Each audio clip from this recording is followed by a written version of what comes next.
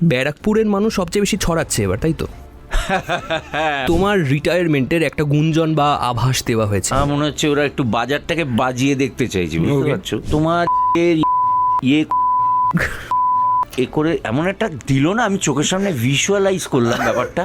আসলে যেগুলোকে বলে খিস্তি বা গালাগাল, এগুলো দিয়ে তো একটা ক্যারেক্টারকে চেনা যায়। কোনো পলিটিক্যাল পার্টির দিকে আঙুল তোলা হয়নি। রাজ চক্রবর্তী প্রলয়টা ভেবেছিল যে আমাকে দিয়ে করানো যায়, এবং তার যা রেজাল্ট আমি দেখেছিলাম,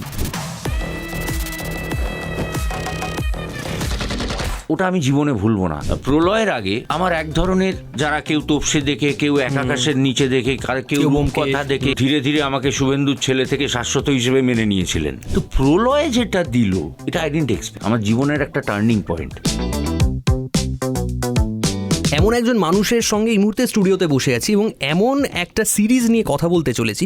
এমনিতেই মানুষটা আমার রোল মডেল, তাছাড়াও এই মানুষটার সঙ্গে কথা বললে এবং এই সিরিজটা নিয়ে কথা বললে সামহাও বাংলার যে ভোকাবুলারিটা বা বাংলা ভাষার যে জ্ঞানটা একটুখানি সমৃদ্ধ হয়ে ওঠে। এই যে কি সুন্দরভাবে একটা অ্যালফাবেট চেঞ্জ করে দিলে একটা দুর্দান্ত মিনিং দাঁড়ায়। এই যে কবি বলেছিলেন মেলাবেন তিনি মেলাবেন, তুমি কি বলো? ম বলি না, ক বলি। ক্যালাবেন তিনি ক্যালাবেন। এই তো ব্যাস, এরপর আর ইন্ট্রোডাকশন দরকার নেই। I have mister Saswata Chatterjee with me here in the studio. Welcome back. আরে থ্যাংক ইউ, থ্যাংক ইউ। এবং দেখো, এই স্টুডিওতে ভেরি ন্যাচারালি তুমি আমার থেকে অনেক বেশিবার এসেছো, তো ওয়েলকাম টু মি। মানে তোমাকে নতুন করে কি বলবো? হ্যাঁ, আর এই স্টুডিওতে ঢুকলেই তো জ্বর আসে না, নামটাই এমন, ফিভার।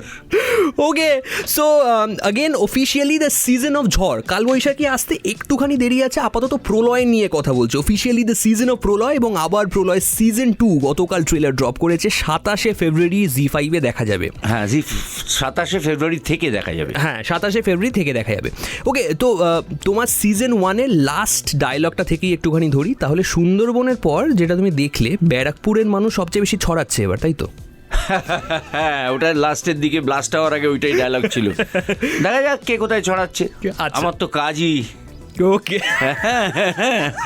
তো সেইখানে ব্লাস্টটা হয়, তারপরে কাট্টু আমরা ব্যারাকপুর, হ্যাঁ, হসপিটাল বেড, কাট্টু বাড়ি, তারপর এই যে ইঙ্গিতটা ছিল, এটা রিলে খুব কাজে দেবে। দুর্দান্ত, এটা দিয়ে তো আমার ভিউজ আসবে।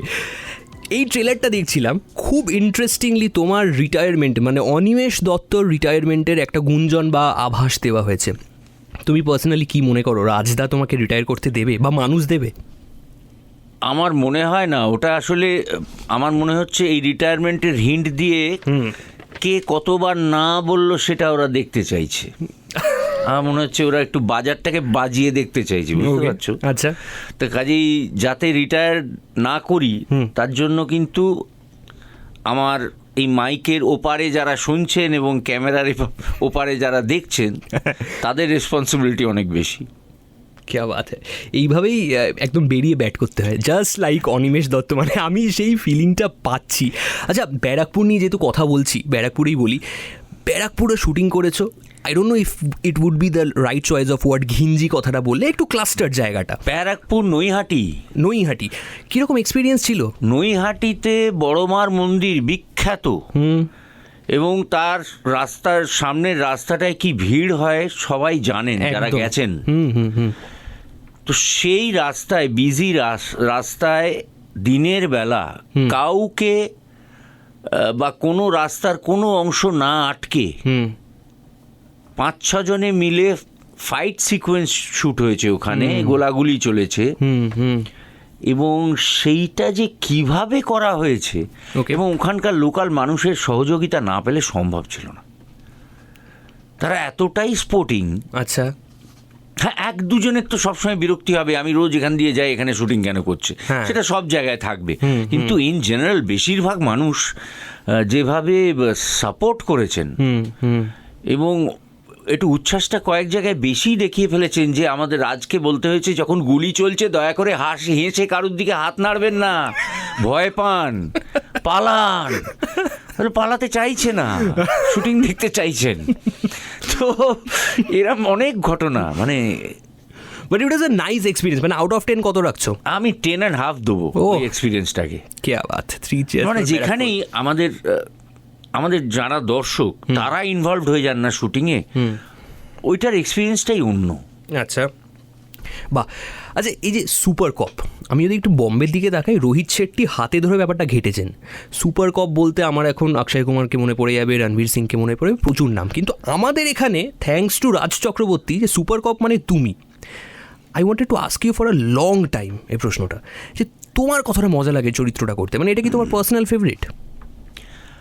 পার্সোনাল ফেভারিট ডেফিনেটলি, কারণ আমার সবসময় একটাই, এর আগে আমাকে কেউ কখনো ওই ধরনের হিরোইক কোনো ক্যারেক্টার, আচ্ছা, যে চোখা চোখা ডায়লগ বলছে, মারপিট করছে, আচ্ছা, এটা কেউ আমাকে ভাবেননি রাজ চক্রবর্তী ছাড়া।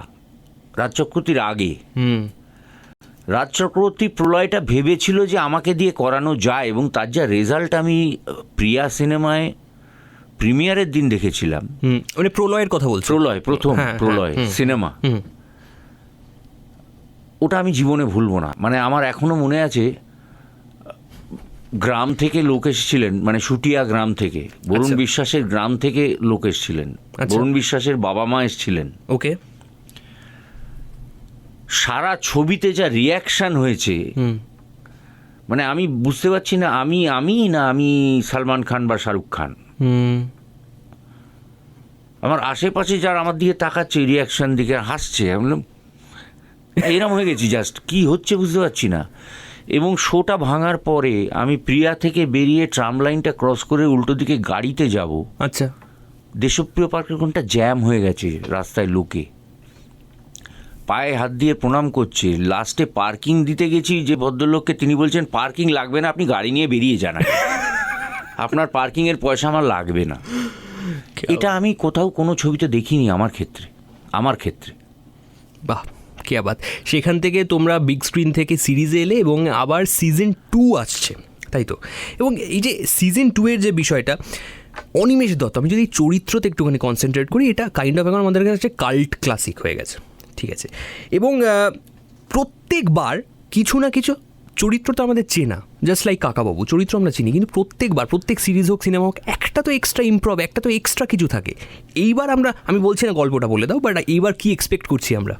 না, প্রথমে যেটা আমরা দেখছি যে অনিমেষ কোনোভাবে সারভাইভ করছে ওই ব্লাস্টটা থেকে। হ্যাঁ। এবার সে হসপিটালাইজড হচ্ছে, এবং বৌদি বলছে আর যাবে না। হ্যাঁ, যাবে না। বৌদি তখন বাড়ির অনিমেষ দত্ত, জুন যে ক্যারেক্টারটা করেছে। ওকে। এবং সেখানে অনিমেষ যখন প্রতিনিয়ত টেলিভিশনে বা ফোনে এই দেখছে যে পুলিশ ডিপার্টমেন্ট হ্যারাস্ট হচ্ছে, একটার পর একটা জায়গায় ডাকাতি হচ্ছে, ওকে, ও কিছু করতে পারছে না, সেই যে ভেতরে ভেতরে একটা, অথচ বউকে বলতেও পারছে না। কারণ একদিক থেকে দেখতে গেলে বউ তো ঠিক, আচ্ছা, যে ওর যদি কিছু হয়ে যায় তাহলে বউ বাচ্চাকে কে দেখবে, এক্স্যাক্টলি। অথচ পুলিশের যে সত্তাটা, সে বাড়িতে বসে থাকতে চাইছে না। রাইট। এইটা একটা অদ্ভুত সুন্দর ফেজ আছে। ওকে। এবং তাতে করে ও কি করছে, ও এই যে বলে না রিল, রান্না করছে। আচ্ছা, ওকে। এর বেশি কিছু বলবো না। এবং ওই যে মেলাবেন, তিনি মেলাবেন, আমি ম বলি না, আমি ক বলি, সেইটা একটু অন্য আছে ডায়লগটা শুরুতে। আমি ম বলি না, কিন্তু আমি অন্য একটা লেটার বলি। ওকে, সেটা খুবই মজার। তার মানে বলছো এই সিরিজটাতে, সিজন 1 থেকে এই সিরিজটাতে সোয়াগটা আরো বাড়ছে অনিমেষ দত্ত। এবং অনিমেষকে যখন লাস্ট বউ পারমিশন দিচ্ছে, বউ আর ছেলে স্যালুট করে বলছে যাও ডিউটিতে, তখন অন্য লেভেলে সোয়াগটা চলে যাচ্ছে। আমার খালি ওই সিনটা মনে পড়ছে ট্রেলার থেকে, তুমি যখন ঢুকছো স্টেশনে এবং খরাজদা, পার্থদা সবাই মিলে স্যালুটটা করছে তোমাকে, তোমার যে অরাটা, ওইখান থেকে বললাম সোয়াগ কি আরেকটু বাড়ছে না একটু কমছে? আরেকটু বাড়ছে না? আরও একটা প্রশ্ন এই সোয়াগ থেকেই এলো, আমাকে ক্ষমা করো যদি খুব ভুল করি। এই যে দুর্দান্ত কিছু ভাষা শুনি, যদি আমি একটুখানি আউট অফ টিউনই যাচ্ছি, আমি যদি আরও একটু প্রপারলি বলতে হয়, খিস্তি শুনি। যখন প্রথম প্রলয় স্ক্রিপ্টে এসেছিল, তখন শুনে মনে হয়েছিল যে এগুলো বলতে হবে, কি করে বলতে হবে, এটা আমার কাছে কোনো ম্যাটার করে না। যখন ক্যামেরার সামনে আছি, যেটা বলতে বলবে বলবো। আমার খালি ম্যাটার, জিজ্ঞেস করেছিলাম, হ্যাঁ রে, পাস করাতে পারবি সেন্সারে? ও কনফিডেন্ট ছিল। আচ্ছা, হ্যাঁ পাস হবে সেন্সারে। ওকে। যেমন ওই যদি বেশি বাড়েন বাড়, মেরে ফাটিয়ে দেবো, ওকে, ড্যাশ। আচ্ছা, এটা তো বলতে হয়েছে। মানে এই যে ব্যাপারগুলো আমার মনে হয় এগুলো না দিলে না আমরা তো ব্যক্তিগত জীবনে তো যেটাকে বলে আমরা খুব মুখ খারাপ করি, আসলে যেগুলোকে বলে খিস্তি বা গালাগাল, এগুলো দিয়ে তো একটা ক্যারেক্টারকে চেনা যায় যে ক্যারেক্টারটা এরকম একদম। তো সেখানে তো আমি মানে শ্বশুরপুত্র বরাহনন্দন বললে কি এফেক্টটা আসবে? শ্বশুরপুত্র বরাহনন্দন কি? শ্বশুরপুত্র তোমার কে হয়? জামাই, শ্বশুরের ছেলে। হ্যাঁ শ্বশুরের ছেলে। ও আচ্ছা আচ্ছা, শালা। আর বরাহনন্দন তো আমি অরিজিনালটা না বলে যদি শ্বশুরপুত্র বরাহনন্দন বলি কাজ হবে না, হবে না। আমার মনে পড়ে যাচ্ছে এই সূত্রে একটা বহু পুরনো ছবির উত্তম কুমার অভিনীত অগ্নিশ্বর, তাতে একজন বলেছে যে 3টে ওষুধ খেতে বলেছে, বলে দাদা স্যার দিনে একটা খেলে হবে না? তখন বলেছিল আপনার গালে যদি ঠাস ঠাস করে 3টে চড় মারার দরকার হয়, একটা চড়ে কাজ হবে কি? হবে না, 3টে চড়ই খেতে হবে। তো আমারও বক্তব্য এটাই। আচ্ছা, যে গালাগালটা দিলে একটা লোকের তার তীব্রতা বা তার যে মেন্টালিটি, সে এখন কি মেন্টাল স্টেটে আছে যেটা বোঝাতে গেলে ওটা দিতে হবে। হ্যাঁ করতে হবে। অ্যান্ড সেক্ষেত্রে মানে স্ক্রিন ছেড়ে যেহেতু তোমরা সিরিজে মুভ করেছো, কিছুটা হলে ওটা হেল্প পেয়েছি। এবং সিরিজের আরেকটা হেল্প হচ্ছে ইলাবরেটলি একটা ঘটনা দেখাতে পাচ্ছি। এক্স্যাক্ট। আমি এখন তো মানুষের ধৈর্যের ব্যাপ্তিটা মানে খুব কমে গেছে। তো আগে আমাদের 3 ঘন্টার নিচে ছবি হলে আমরা বলতাম পয়সা উসুল হচ্ছে না। আচ্ছা, এত ছোট ছবি কেন? ফেস্টিভ্যালের দিন। হ্যাঁ, আমরা 3 ঘন্টা এনজয় করতে যাচ্ছি, টাকা খরচা হবে, চিপস পপকর্ন কিনবো, 3টে ঘন্টা দেখবো না? তো এখন তো 2 ঘন্টার ছবিও বসে দেখার ধৈর্য নেই। এক্স্যাক্টলি, ওই তো 90 সেকেন্ডস হয়ে গেছে তো। তো কাজেই আমার মনে হয় এখন ধীরে ধীরে পুরো ভালো কাজগুলো শিফট করে যাবে এতে, ওটিটি। বাহ, কি আবাদ। এবং আবার প্রলয় ওয়ান সেকেন্ড রিলিজ করছে 27শে ফেব্রুয়ারি। 27শে ফেব্রুয়ারি থেকে আমরা দেখতে পাবো। আচ্ছা, এই যে গালাগালি নিয়ে যখন ফাইনালি কথা বলছি, গালাগালি বলছি, ঠিক আছে, বেশ মজা পেয়েছি।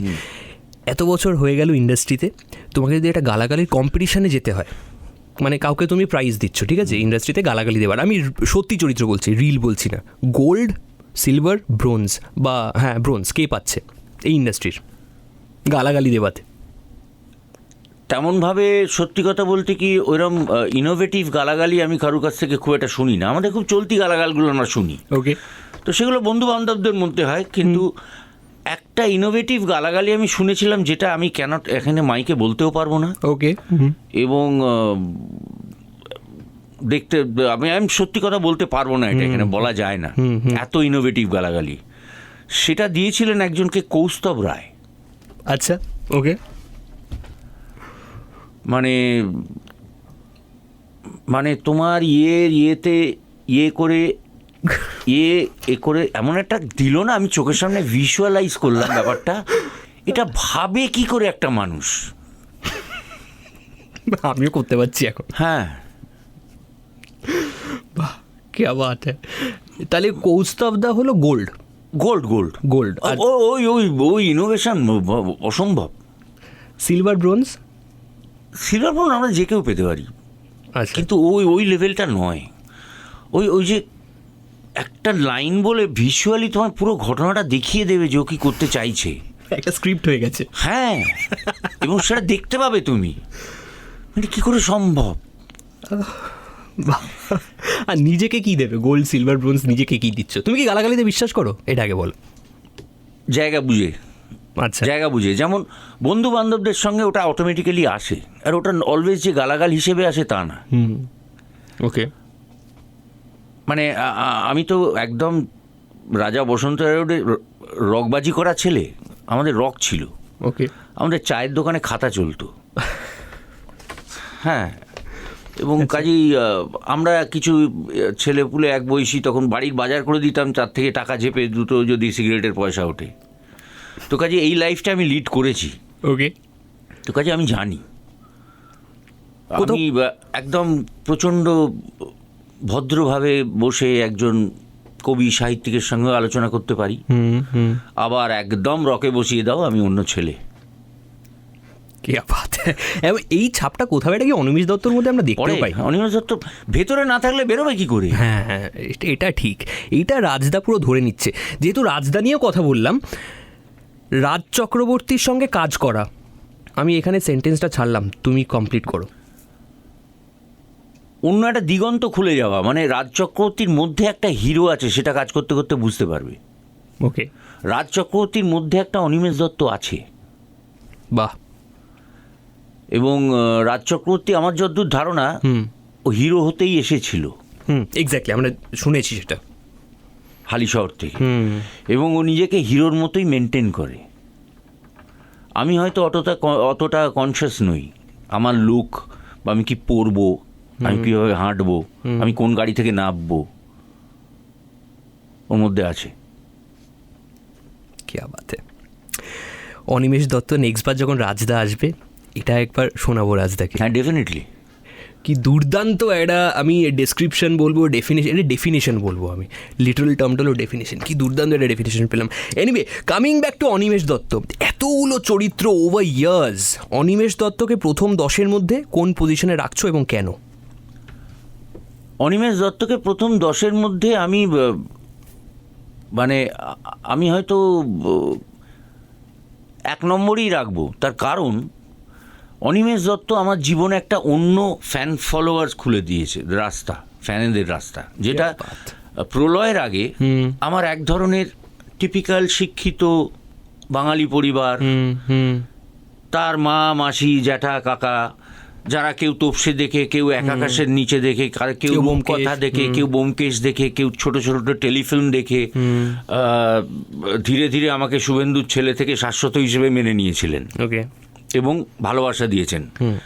তো প্রলয় যেটা দিল, এটা আই ডিডন্ট এক্সপেক্ট। মানে ওই যে বললাম না, গ্রাম থেকে গ্রামের লোকের সঙ্গে আমার খুব ডিস্টেন্স ছিল। মানে টেলিভিশনে যে ধরনের কাজগুলো আমরা করতাম বা যে ধরনের সিনেমায় আমাদের নেওয়া হতো, সেটা সবাই মাস লেভেলে পছন্দ করেন না হয়তো। তারা এন্টারটেন হতে যাচ্ছেন।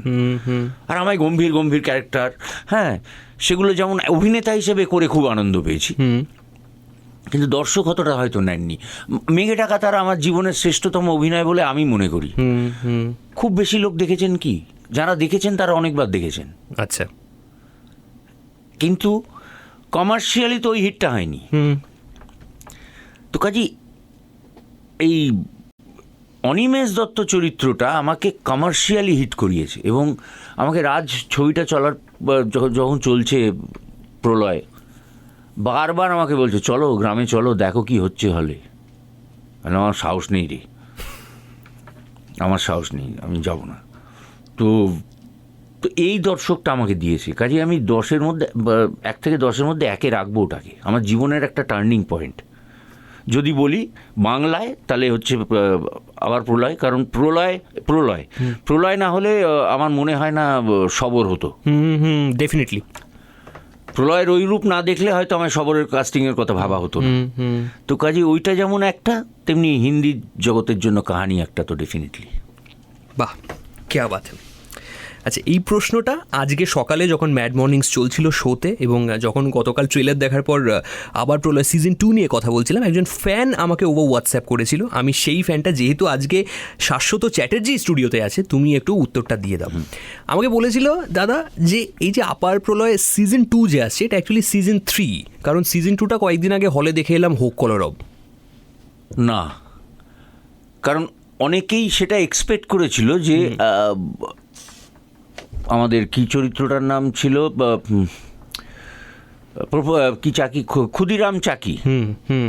ক্ষুদিরাম চাকিকে অনেকেই এক্সপেক্ট করেছিল সে হয়তো অনিমেষ দত্ত হয়ে উঠবে। ওকে, কিন্তু ক্ষুদিরাম চাকির পয়েন্ট অফ ভিউ কিন্তু সম্পূর্ণ আলাদা ছিল। ও স্টুডেন্টদের ডিল করছিল, স্টুডেন্টদের নিয়ে, এবং বারবার বলেছে ওদের খারাপ কথা বলবেন না।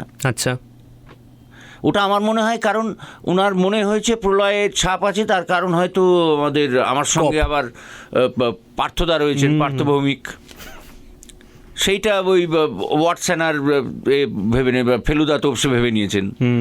মানুষের ভেবে নিতে তো নিজের মন যথেষ্ট, তাদের কাছে স্বাধীনতা আছে, যা ভাবছেন ভাবুন, কিন্তু ঘটনাটা ওটা নয়। বেশ, কিন্তু I have to ask you this, তোমার কি কোথাও গিয়ে সামহাও মনে হয় যে হোক কলরব এবং এই যে আবার প্রলয় সিজন 2 রিলিজ ডেটটা একটুখানি একটু পেছাতে পারতো, মানে একটু গ্যাপ থাকতে পারতো দুটোর মধ্যে এমনিতেই অনেক তফাৎ। এখন আমাকে দুটোই পুলিশ অফিসার বলে হয়তো যদি কেউ ভেবে থাকেন, বা সঙ্গে আমার পার্থদা রয়েছে, ওইটা একটা ম্যাটার করতে পারে।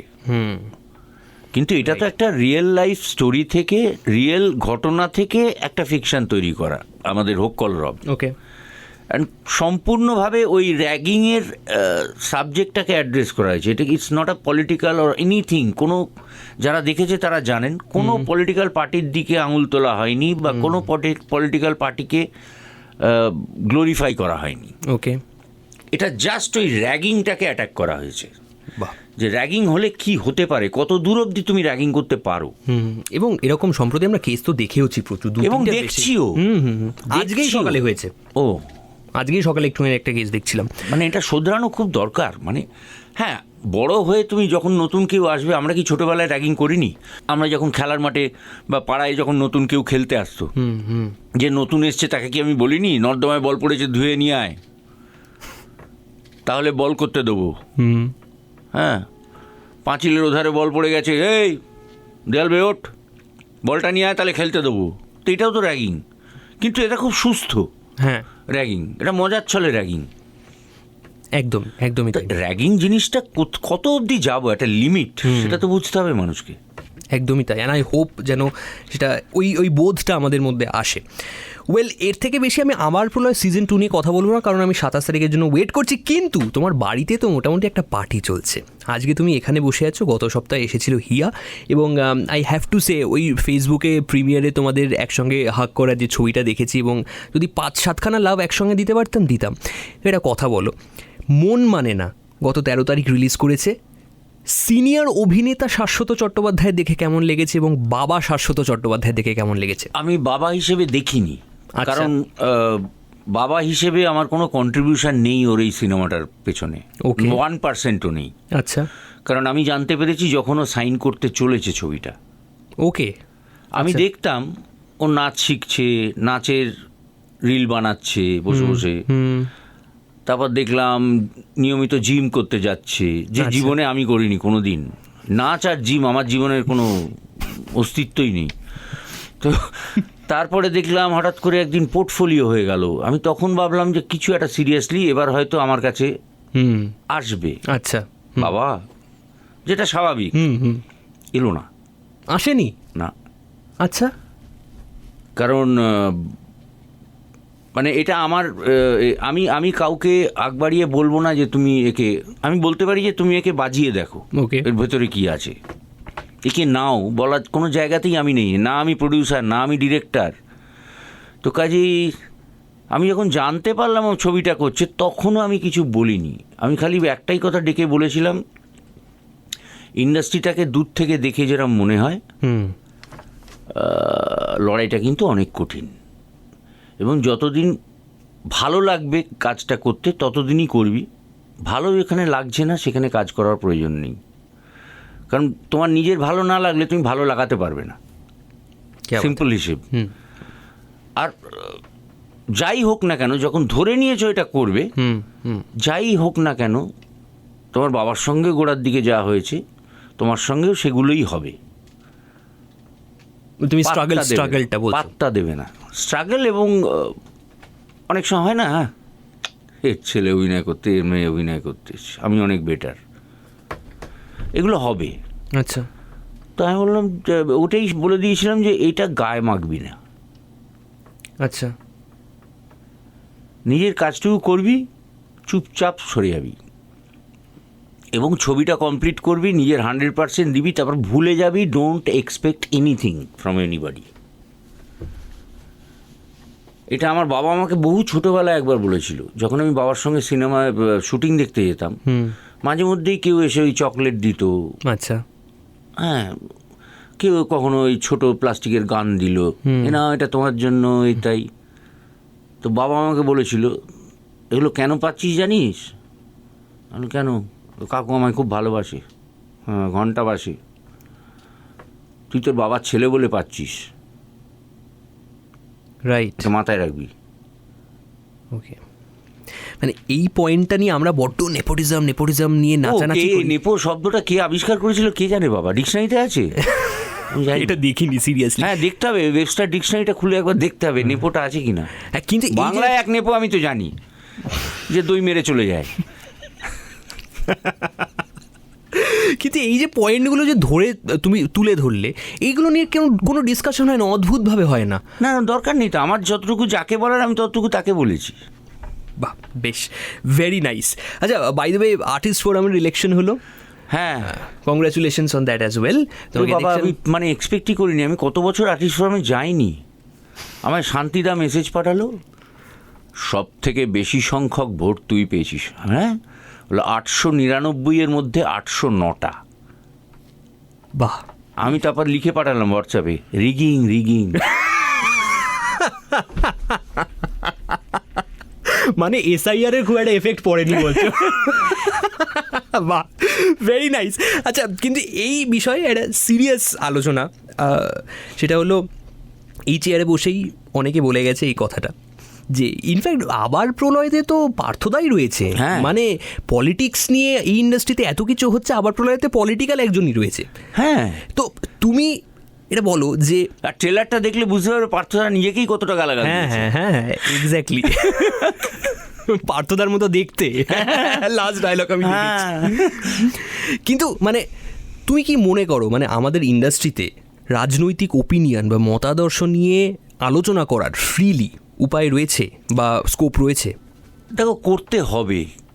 আচ্ছা, কারণ না করলে এই ইন্ডাস্ট্রিটা কারুর একার নয়, না আর্টিস্টদের, না ফেডারেশনের, না ডিরেক্টরস গিল্ড, সবাই মিলে কিন্তু একটা ইন্ডাস্ট্রি।